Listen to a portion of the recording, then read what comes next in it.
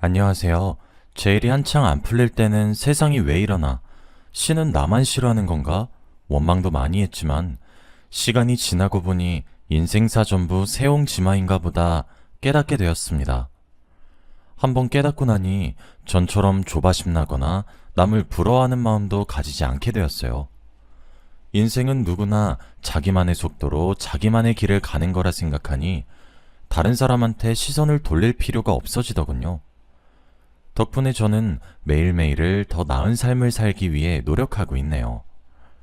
저희 어머니가 버릇처럼 사람의 인생에도 계절이 있다 하셨는데, 이제는 그 뜻을 알 것 같아요. 날씨는 어느덧 완전히 가을 날씨가 되었지만, 제 마음만은 따뜻한 봄 날씨가 따로 없네요. 제가 이렇게 인생을 여유롭게 바라볼 수 있게 된 데에는 전부 제 친구의 영향이 큽니다. 정말 그 친구는 지옥이라는 장소가 아깝지 않을 친구예요. 천국을 잘못 쓴 게 아닙니다. 그 친구는 악마나 다름없어요. 지금부터 악마 같은 친구 덕에 아이러니하게도 제 삶을 긍정하게 된 이야기 들려드리겠습니다. 선아는 고등학생 때 만난 친구였습니다. 고등학생 때는 저도 선아도 각자 친하게 지내는 무리가 따로 있어 그때까지만 해도 저희는 그냥 마주치면 인사하고 할 얘기 있으면 조금 나누고 그뿐이었습니다. 그러다 제가 타 지역으로 대학을 가게 되었는데 마침 선아도 같은 대학 같은 과인 겁니다. 저는 나중에 시험을 쳐서 더 좋은 학교로 편입하게 됐지만 고등학교 동창이기도 해서 알고 지낸 기간도 길고 2년 가까이 대학에서 매일같이 강의도 같이 듣고 밥도 같이 먹고 과제도 같이 하며 붙어 지내니 저와 선아는 둘도 없는 친구 사이가 되었습니다. 선아는 정석 미인이다 싶은 얼굴은 아니었지만 단발머리에 활발하고 잘 웃는 명랑한 스타일이었던지라 남자 동기들한테 인기가 꽤 있었어요. 그런 반면 저는 낯을 심하게 가려서 본의 아니게 자꾸 철벽을 치게 되는 스타일이었죠. 남자한테는 그다지 관심이 많지 않았기 때문에 제 그런 성격이 특별히 불만스럽지는 않았습니다. 오히려 누구든 빨리 친해지고 쾌활한 분위기를 잘 만드는 선아의 성격이 신기했어요. 전 돈을 줘도 피곤해서 그렇게는 못 살 것 같았거든요. 하지만 저와 다르다 뿐이지 학교 생활을 더 즐겁게 보내는 건 선아라 가끔씩은 선아의 친화력을 부러워하기도 했습니다. 선아가 남자 동기들이랑도 허물없이 두루두루 친하고 그 사이에서 고백도 종종 받으니 뒤에서 질투하는 여자 동기들도 있었는데 선아 성격이 원래 쾌활한 데다 아무나 잘 챙겨주니까 자연스럽게 인기도 많은 건데 뭐 그런 것 가지고 질투를 하는지 다들 참 속도 좁다 생각했었네요. 지금 생각하면 선아의 본 모습을 간파해낸 그 아이들 눈치가 엄청 빠른 거였습니다. 전 워낙에 곰 같은 성격이라 직접 당하기 전까진 아무것도 몰랐었네요. 아니, 지금 돌이켜보면 직접 당했는데도 바보같이 저만 모르고 있었습니다. 전 편입 준비를 앞두고 남자친구를 새로 사귀게 되었어요. 남자친구가 먼저 저를 좋아해서 열렬히 구애하는 걸 제가 받아줘서 사귀게 된 거였죠. 전 사실 그 당시에 편입에만 집중하고 싶어서 어차피 잘해주지도 못할 거 남자친구를 사귈 마음이 없었거든요. 그런데도 너무 열심히 고백해오길래 일단 사귀어보고 아니다 싶으면 그때는 헤어져야겠다 하는 마음으로 사귀게 되었어요. 그리고 솔직히 말하자면 남자친구가 인물도 꽤 좋아서 학교 내에서 인기도 많았었거든요.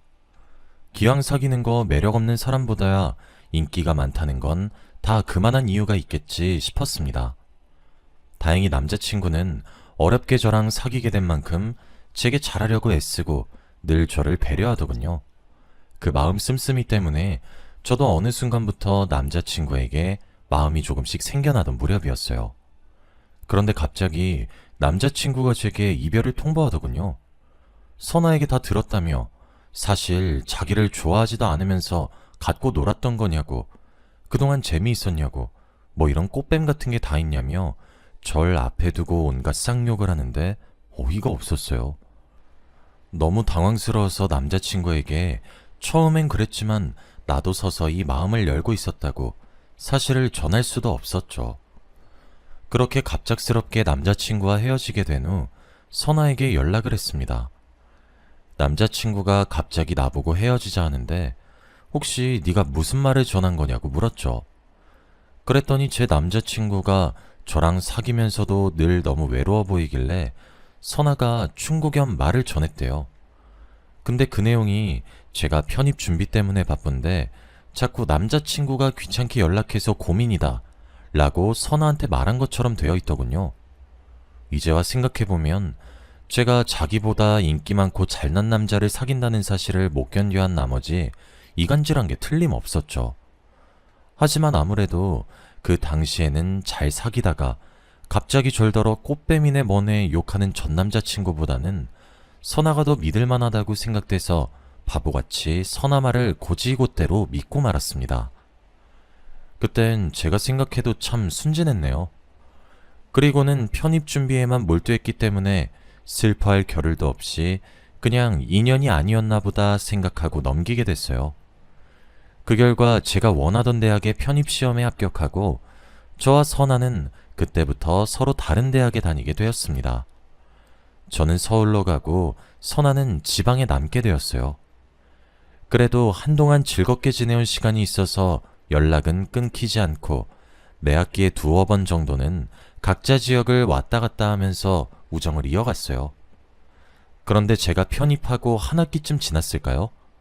선아랑 오랜만에 만나 술집에서 얘기하는데 테이블 위에 놓여진 선아 폰에 전화가 왔어요.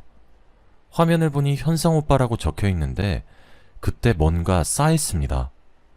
제가 편입하기 전쯤 선아가 전한 말 때문에 헤어진 남자친구 이름도 현상이었거든요. 선아 얼굴이 살짝 굳더니 잽싸게 전화를 끊어버리더군요. 그 행동이 더 수상해서 내가 아는 그 현상 오빠냐고 물으니 한참을 망설이다 맞다고 대답하더군요.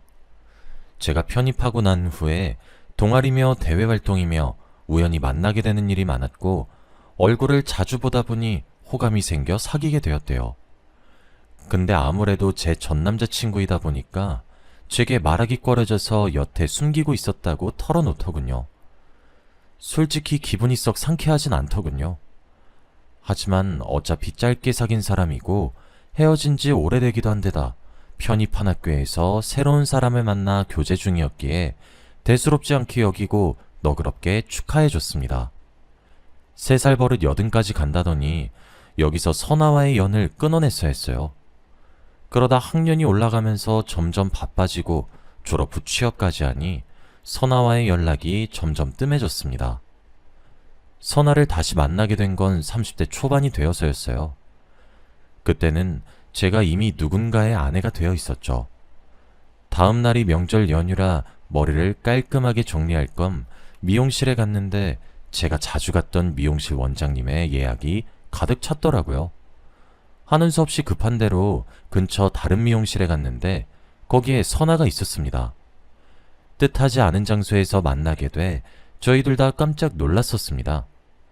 제가 서울에는 웬일이고 왜 갑자기 미용을 시작한 거냐 물으니 성적도 안 좋고 전공 살려서 벌어먹기도 힘들어서 뒤늦게 미용 기술을 배웠대요. 지방에서 미용사 하는 것보다는 사람 많은 서울이 좋을 것 같아 서울로 와서 견습 미용사로 일을 하고 있다 하더군요. 저는 오랜만에 만난 선아가 반가워 이런저런 이야기를 주고받았습니다.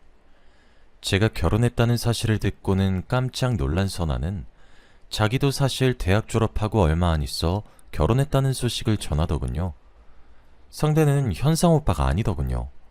이걸 다행이라 해야 할지 참. 아무튼 잠시 못 본 새에 여러 일들이 있었구나 하며 이런저런 위로를 건네고 있었어요.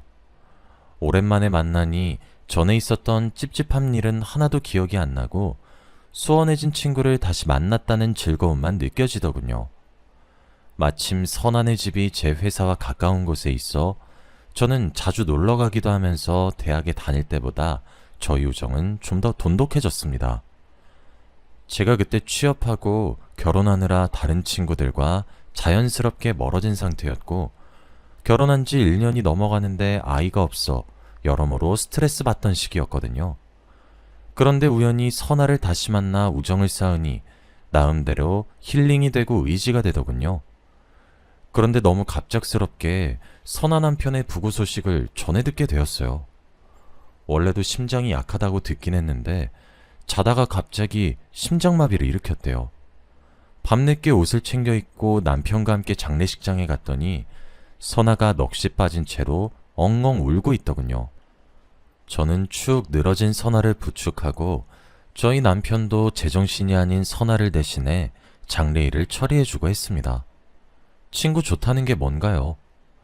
그 이후에도 혹시 선아가 죽은 자기 남편을 따라 나쁜 마음을 먹을까봐 틈만 나면 저희 집으로 불러 남편이랑 셋이서 같이 맛있는 것도 먹고 외출도 같이 하고 그랬습니다. 다행히 저랑 남편 나이 차이가 그렇게 많지 않아서 선아랑도 말이 잘 통하는지 셋이서 친구처럼 잘 지냈어요. 저와 남편이 이렇게 신경 쓴 덕분인지 갑자기 남편과 사별하게 되어 충격이 컸을 선아도 날이 지날수록 상처를 지우고 전처럼 열심히 살아가더군요. 선아는 이제 서서히 나아지는데 또 다른 문제는 바로 남편과 제 사이에 아이가 생기지 않는다는 거였습니다. 저도 남편도 빨리 아이를 가지고 싶어 결혼하면서부터 임신 준비를 했는데 2년이 지나도록 감감무소식이더군요. 게다가 남편이 더 이상은 기대했다 실망하기 싫은 마음인 건지 전처럼 저와 함께하는 시간도 많이 내지 않고 회사 내 동호회에 새로 가입해 홀로 취미 활동을 한다던가 자발적으로 프로젝트를 더 떠맡아서 야근을 자주 하게 되면서 남편이 밖에 있는 시간이 많아졌어요. 시부모님들은 늘 저를 배려해 주시는 분들이란 걸 저도 알았지만 시간이 지나도 아이가 너무 안 생기니 제게 가끔씩은 노력은 하고 있는 거냐며 눈치 아닌 눈치를 주시더군요.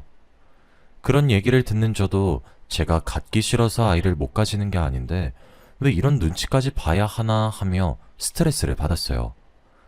그럴 때마다 선아네 집으로 가서 아이가 안 생겨 고민이라고 털어놓고 이제 시부모님들도 닥달하신다며 너무 스트레스라고, 와중에 남편은 아예 포기한 건지 집에 있는 시간도 많지 않아 나 혼자 어떻게 하면 좋을지 모르겠다고 하소연하고 그랬습니다.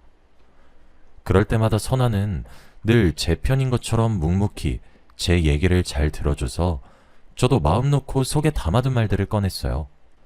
하루는 남편이 잔뜩 술에 취해 밤늦게 집에 돌아왔길래 옷도 벗지 않고 침대에 엎어져 자는 남편의 양복 재킷을 벗겼습니다. 근데 옷을 들었을 때부터 뭔가 묵직하더니 한쪽 주머니가 볼록하더군요. 네모 반듯한 딱딱한 뭔가가 만져져서 꺼내보니 명품 브랜드의 로고가 박혀있는 선물 상자였습니다. 조심스럽게 열어보니 귀걸이 목걸이 세트가 있더군요. 가만 생각해보니 저희 결혼기념일이 한 달도 안 남아서 결혼기념일에 제게 선물하려고 산 건가 싶더군요. 최근에 둘 사이가 좀 냉랭하긴 했지만 이 사람도 정신 차리고 다시 제게 잘하려는 건가 생각돼서 뿌듯해진 나머지 뜯지 않은 것처럼 닫아서 다시 주머니에 넣어놓고 남편에게는 모르는 척 했습니다. 이윽고 대망의 결혼기념일이 되고 저는 간만에 맛있는 저녁이랑 비싼 와인까지 준비해서 남편의 퇴근을 기다리고 있었습니다. 오늘만큼은 남편도 일찍 돌아와서 제게 장미꽃다발을 건네더군요. 메인 선물이 따로 있다는 걸 안 저는 모르는 척 꽃이 너무 예쁘다고 내숭을 부리며 남편에게 고맙다고 했어요. 식사를 다 했을 무렵 남편이 말했습니다. 사실 선물 따로 있어. 그래? 뭔데? 여기 있어. 한번 열어봐. 주머니에서 뭔가를 꺼내길래 당연히 저번에 본 명품 주얼리 세트인 줄 알았습니다. 그런데 남편이 식탁 위에 올려놓은 건 다름 아닌 향수더군요.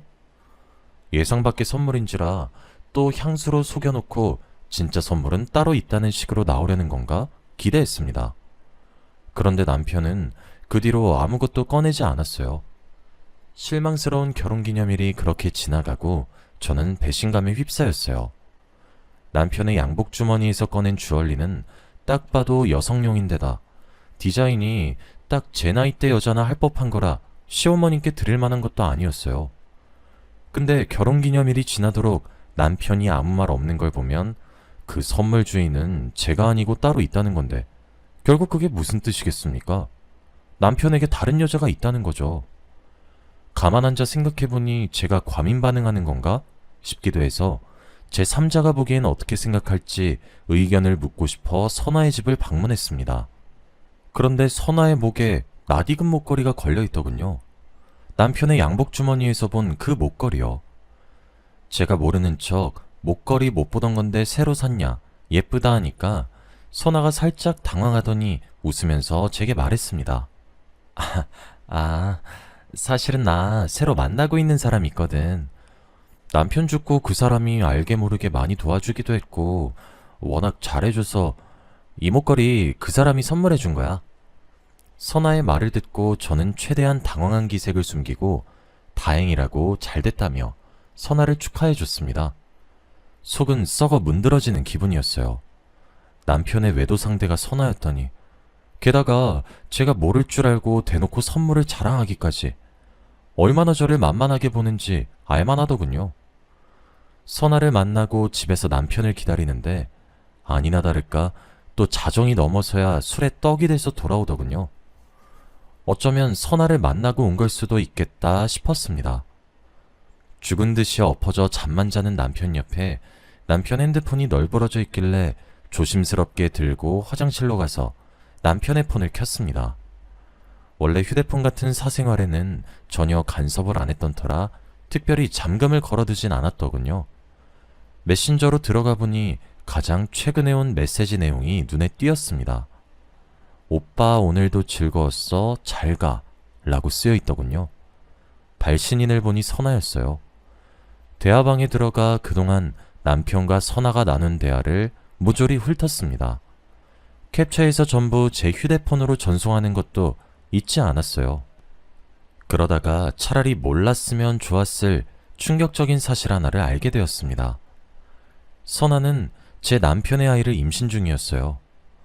어쩐지 최근 들어 같이 술이라도 한잔하자고 제안하면 몸이 안 좋다거나 내일 일찍 일어나야 한다며 이런저런 핑계를 대고 거절하던데 진짜 이유를 이렇게 알게 되었네요. 그러면서 저를 두고 아무래도 불임인 것 같은데 애도 못 낳는 년이랑 뭐하러 계속 결혼 생활하냐고 오빠 원하는 애는 자기가 낳아줄 테니 이혼하고 자기랑 결혼하재요. 또 남편은 좋다고 답장도 해놓은 걸 보니 분노로 머리가 터질 것 같더군요. 짜증이 치밀어 올라 골아떨어진 남편 위에다 냉수를 쏟아 부었습니다. 남편이 화들짝 놀라 침대에 굴어떨어지면서 일어나더군요. 몸개그도 아니고 꼴이 얼마나 가짰던지 아직 비몽사몽한 채로 이게 무슨 짓이냐며 절더러 소리치는 남편에게 말했습니다. 선아한테 준 목걸이 예쁘더라? 당신이 그걸 어떻게... 그런 것까진 당신이 알 필요 없어. 나 모르게 둘이 붙어먹고 노는 줄은 몰랐네. 선아랑 애도 만들고 가만 냅뒀다간 아주 살림도 따로 차렸겠어? 여보, 진정해. 진정하고 내 얘기 좀 들어봐. 듣긴 뭘 들어. 난 지금 당신이랑 한 공간에 있는 것도 역겹고 불결해. 변명할 생각하지 말고 이혼소장 보낼 거니까 위자료나 준비해둬.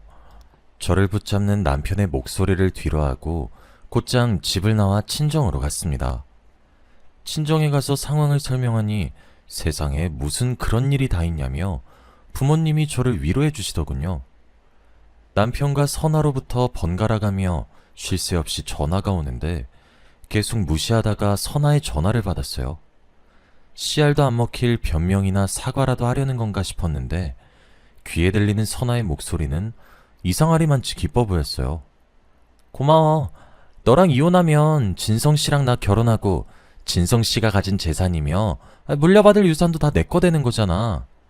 네가 순순히 이혼 안 해주면 어떡하지 걱정했는데 이렇게 쉽게 물러나서 얼마나 다행인지 몰라. 나는 돈 생겨서 좋고 너는 바람난 남편이랑 이혼해서 좋고. 대체 무슨 소리를 하는 건가 싶었어요. 반성하는 기색 하나 없이 뻔뻔스럽게 말을 이어가는데 진짜 악마가 있다면 바로 저런 인간일까 싶을 정도였습니다. 게다가 좀 웃겼던 게 선아는 남편이 가진 재산이랑 시부모님이 남편 앞으로 물려줄 재산을 탐내는 것처럼 보였는데 제가 알기로 몇 달 전부터 시부모님이 큰 투자건에 함부로 손댔다가 쫄딱 망해버려서 지금 빚만 엄청 남았거든요. 겉으로 보기엔 여전히 잘 사시는 것처럼 보여도 갚을 능력도 없이 대출만 엄청 끌어모으는 바람에 돌아가시면 전부 남편이 갚아야 하고, 남편도 과시욕이 좀 있어서 외제차며 명품이며 사모으는 버릇이 있는 거지 절대로 모아둔 재산이 많은 건 아니에요. 집안에 돈도 많이 없는데 명품을 그렇게 모아댔으니 저축이 남아났겠습니까?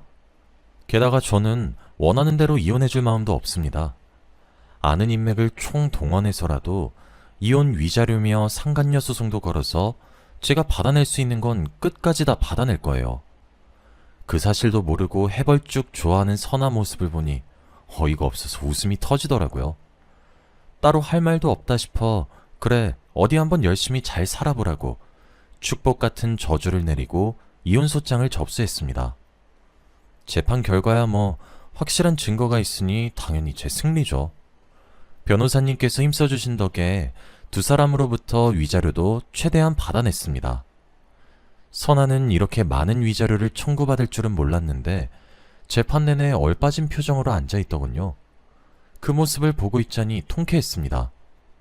그 후로는 두 사람이 어떻게 지내는지도 모르고 살았습니다.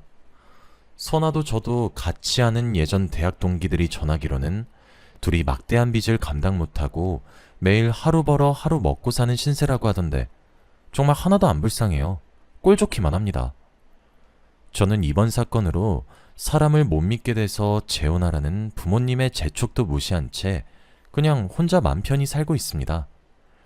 혼자 살다 보니 스스로에게 집중할 시간도 많아지고 저를 더 잘 돌보게 되는 것 같아요. 마냥 혼자가 나쁜 것도 아니란 생각이 듭니다. 아예 재혼 생각이 없는 것도 아니고 주변에 다가오는 남자가 없는 것도 아니라 지금은 여유롭게 생각하기로 했습니다.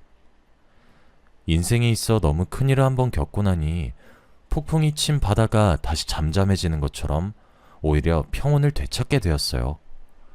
무엇보다 지금 제 삶에 만족하니 이걸로 충분하다고 생각됩니다. 제 긴 사연 읽어주셔서 감사합니다.